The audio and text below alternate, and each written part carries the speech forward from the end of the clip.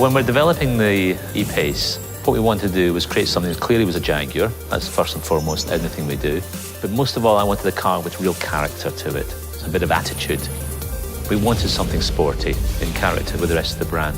So rather than do something that was very much in keeping with perhaps other SUVs and other cars, we went right to the other end and we emulated our F-Type sports car.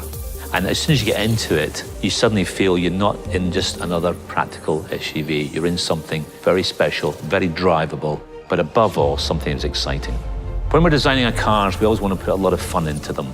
For instance, why we like younger animals, especially wild cats like a Jaguar, is they have big eyes and they have big paws. And we sort of adore them for that reason because they're disproportionate. In this case, we thought about the name we'd given to the car internally. We call it our cub. It's the cub of the Jaguar family. And so we created this wonderful little graphic of the mother Jaguar and the cub that sits as a graphic on the windscreen. When you see it, it'll make you smile. The sporting design philosophy comes out of the overall sense of proportion of the car. It has a lot of form in it. It has lines in it which really make a lot of sense in terms of speed and movement. We wanted to give the driver an encapsulated feel like a sports car. So we've taken the graphics of the F-Type, including the grab handle down the center console, to give the driver that sense of cockpit feel like a real driver's car. And also on the detailing, we've clearly put a lot of the F-Type front end into the headlamp detail. We're always looking for analogies in our cars to inspire us to do certain things. We use the word chicane line quite a lot because clearly it has motor racing connotations to it.